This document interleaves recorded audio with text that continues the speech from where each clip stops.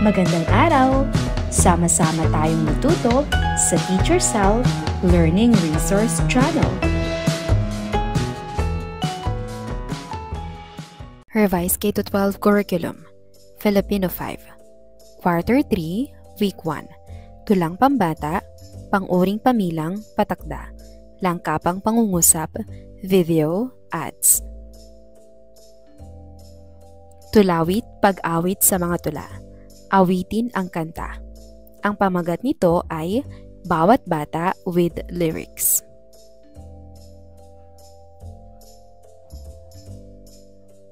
May nabasa ka na bang tula tungkol sa karapatan ng bata? Paano mo masasabing tula ang iyong binabasa? Ano ang paborito mong paksa ng tula? Bakit? Humanap ng kapareha. Bago basahin ng tula, basahin ang mga pangungusap na nakatala. Ibigay ang kahulugan sa denotasyon at konotasyon ng bawat salitang nakaguhit. Denotasyon, marami ka pang hindi alam dahil bata ka pa. Ang kahulugan nito ay isang taong nasa murang edad o hindi pa ganap na matanda. Konotasyon, siya ang bagong bata ng Big Boss. Ang salitang bata ay may kahulugang isang taong paborito, alaga o protektado ng isang makapangyarihang tao. Sumunod na pangungusap, natapakan mo ang aking sapatos. Ang kahulugan ng salitang natapakan sa denotasyon ay nadiinan o naapakan ng paa. Maraming karapatan ng bata ang natatapakan. Nalalabag o hindi nirerespeto ang karapatan ng iba. Handa ka na ba sa pagsusulit natin?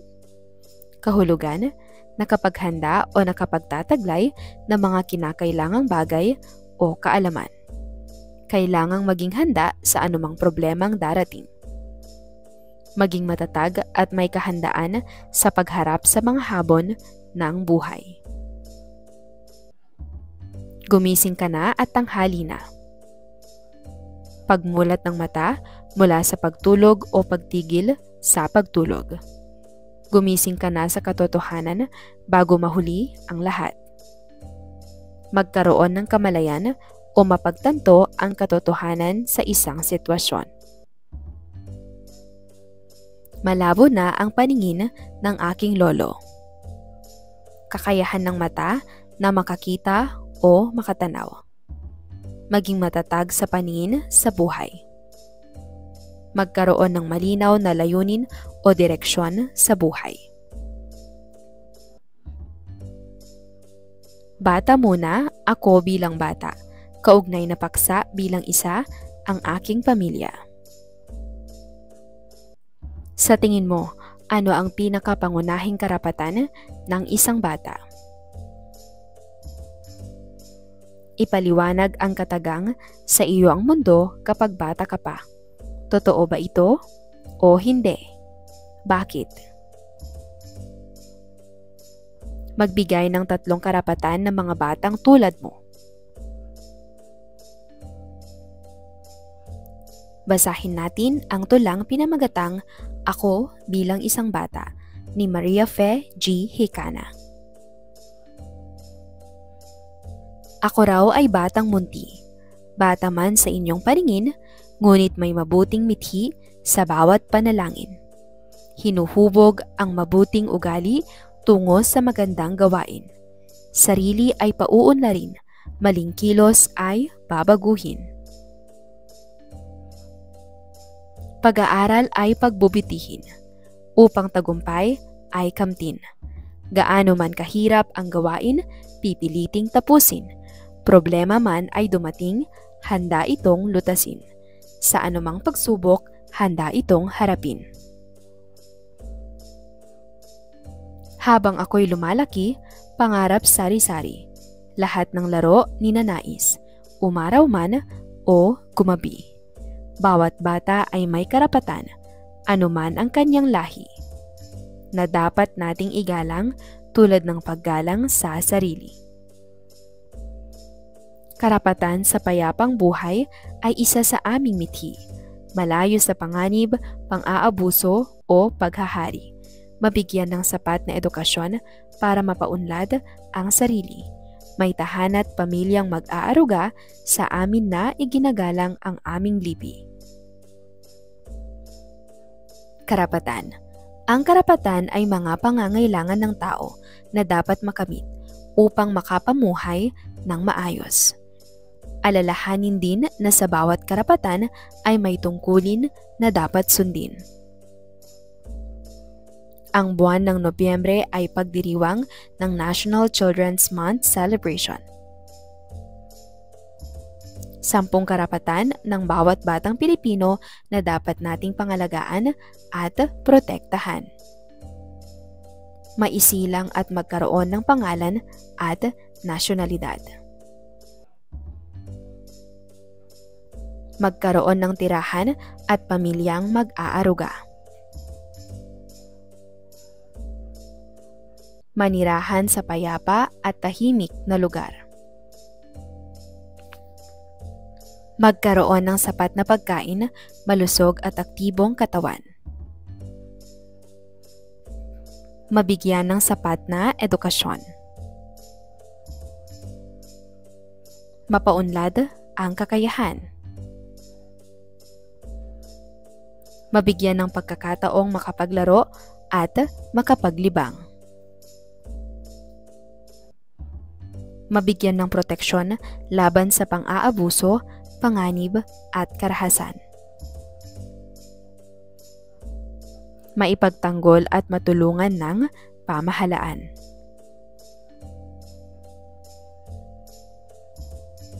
Makapagpahayag ng sariling pananaw.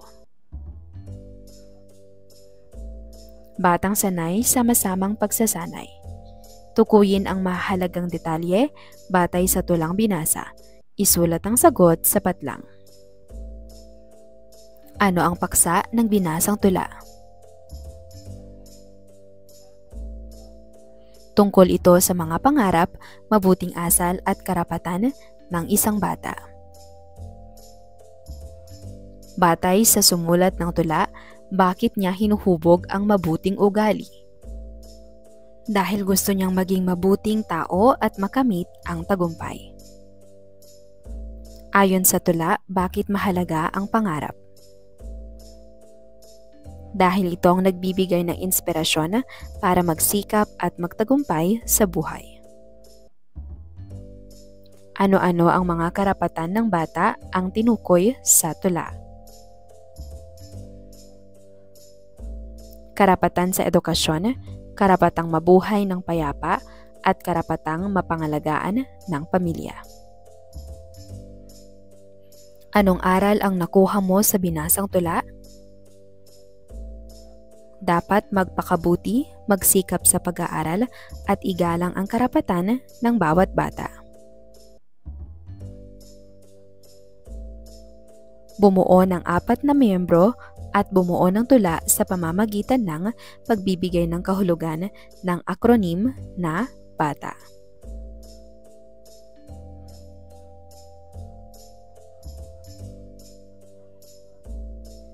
Panoorin ang video tungkol sa mga karapatan ng bawat batang Pilipino. Narito ang link. Ang pamagat nito ay Karapatan ng Bawat Batang Pilipino, Rights of a Child, galing LNC Kids. Pagkatapos niyong manood, bumuo kayo ng 10 grupo. Sabihin niyo muli ang 10 karapatan ng mga batang Pilipino ayon sa inyong bilang. Para sa ikalawang araw, kaugnay na paksa bilang 2, pang-uring pamilang, patakda, langkapang pangungusap. Basahin ang nakasulat sa talahanayan. Iisa ang karapatan na nasunod. Sa 10 karapatan na nga lang ay nahihirapan pang ibigay. 2 lamang sa mga karapatang sinabi ang hindi natupad. Sa 10 karapatan, 3 lang ang nais ko. 5 na lamang sa mga karapatang pambata ang isinusulong.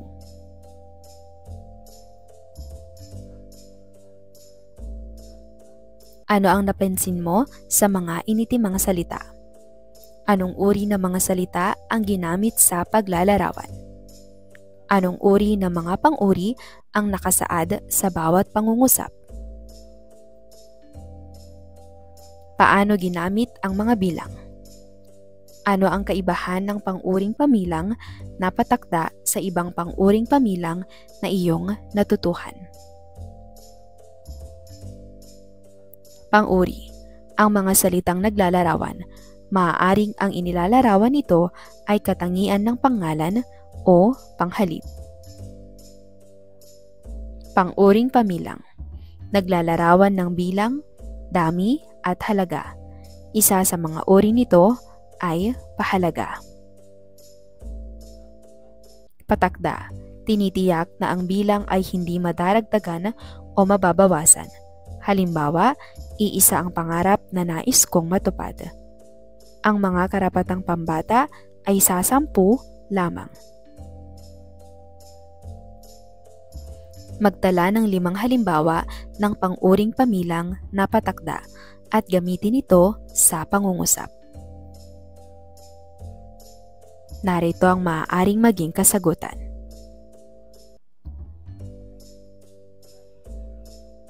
Para sa ikatlong araw, kaugnay na paksa bilang 2, langkapang pangungusap. May 10 karapatan ang mga batang Pilipino at kailangan nating igalang ang mga karapatan ng bata. Datapwat, may ilang karapatan ang nilalabag ng mga tao. Kahit na nahihirapan ang aking mga magulang na paaralin kaming magkakapatid, ay sinisikap pa rin nilang mapag-aaral kaming lahat, kaya naman nag-aaral kaming mabuti. Ano ang napansin sa mga salitang nakahilig? Anong uri ng sugnay ang mga may guhit? Anong kayarian ito ng pangungusap? Ano-ano ang bumubuo sa langkapang pangungusap? Ano ang kaibahan ng langkapang pangungusap sa iba pang kayarian ng pangungusap? Langkapang pangungusap. Ito ay isa sa mga kayarian ng pangungusap. Ito ay binubuo ng 2 sugnay na makapag-iisa at isa o higit pang sugnay na di makapag-iisa. Ginagamitan din ito ng mga pangatnig. Maaaring ipakita sa ganitong diagram. 2 sugnay na makapag-iisa plus isa o higit pang sugnay na di makapag-iisa paggamit ng pangatnig. Unang 2 pangungusap plus sumusuporta sa unang 2 ideya. May mga karapatan kaming mga bata at sa bawat karapatan ay may tungkulin kami. Datapwat, may mga pagkakataong natatapakan ang aming karapatan. Ang unang 2 bahagi ng pangungusap na initiman ay 2 sugnay na makapag-iisa at ang huling bahagi ng pangungusap ay isang sugnay na di makapag-iisa. Ang pangatnig na ginamit sa pangungusap ay datapwat. Sumulat ng sariling pangungusap gamit ang mga pangatnig na nakasaad. Dahil, ngunit, pero, gayunpaman, kung magkagayon. Ikahon ng pangatnig na ginamit sa pangungusap at bilugan ang mga sugnay. Ako raw ay batang munti at bata man sa inyong paningin, ngunit ako'y may mabuting mithi sa bawat panalangin. Ang pag-aaral ko ay pagbubutihin upang tagumpay ay makamit at gaano man kahirap ang gawahin ay pipiliting tapusin. Habang ako'y lumalaki, ang mga pangarap ko ay sari-sari. Nais kong maglaro ng walang katapusan, ngunit may mga tungkulin pa akong dapat gawin. Ang bawat bata ay may karapatan, anuman ang kanyang lahi, na dapat igalang ng lahat sapagkat ito ay tulad ng paggalang sa ating sarili. Kaming mga bata ay may karapatan sa payapang buhay na malayo sa anumang panganib, pang-aabuso o paghahari ninuman. Kaya dapat kaming mabigyan ng sapat na edukasyon para mapaunlad ang aming sarili. Bumuo kayo ng 3 grupo. Basahin niyo ang tula ng sabayang pagbigkas at ipakita ito sa klase.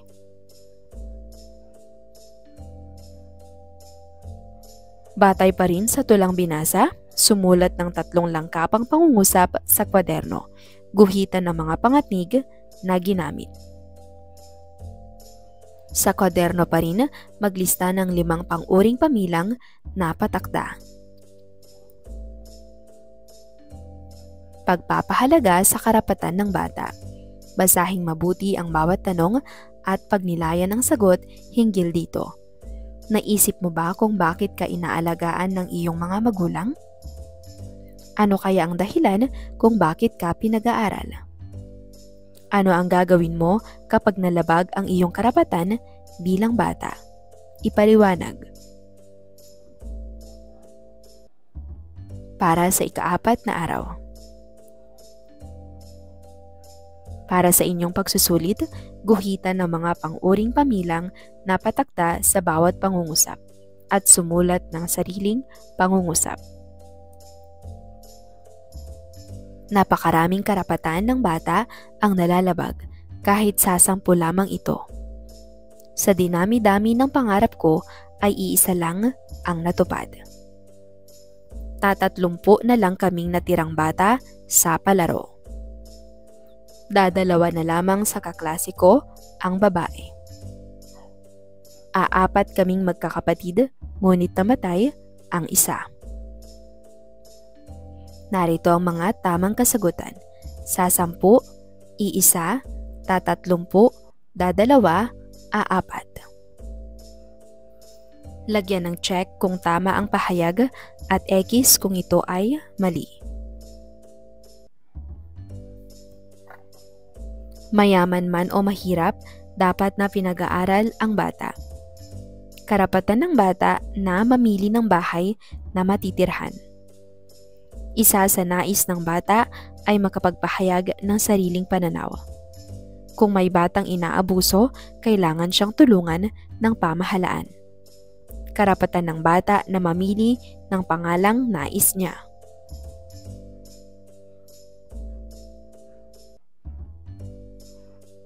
Narito ang mga tamang kasagutan.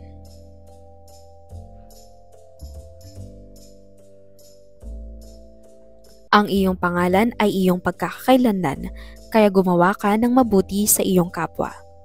Kailangang bigyan ng masasarap na pagkain ng bata dahil karapatan niya ito. May karapatan din ang mga batang makapaglaro ng video games kung kailan niya nais. Naghanda ng programa ang ating pamahalaan upang maprotektahan ang mga bata laban sa karahasan at panganib. Dapat kong mapaunlad ang aking kakayahan dahil ito ay karapatan ko.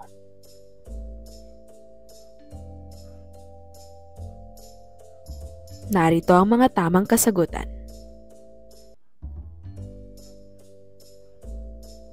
Sumulat ng langkapang pangungusap gamit ang mga pangatnig.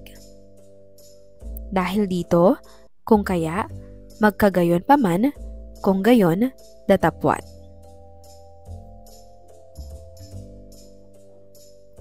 Panoorin ang mga advertisement o patalastas. Tukuyin ang paksa nito. Gawing gabay ang mga link na nakasaad. Tukuyin ang paksa ng bawat patalastas na mapapanood. Narito ang mga titulo o pamagat ng mga advertisement. Learn the Bonakid Preschool 3+ Moves. Safeguards Lurkers. Mag-Milo breakfast every day. Para sa inyong taktang aralin, gumawa ng sariling maikling video tungkol sa karapatan ng bata. Sikapin na hindi ito lalagpas sa 30 segundo. Ilahad ito sa klase. Maghanda ng sariling kwentong katatakutan para sa susunod na paksa.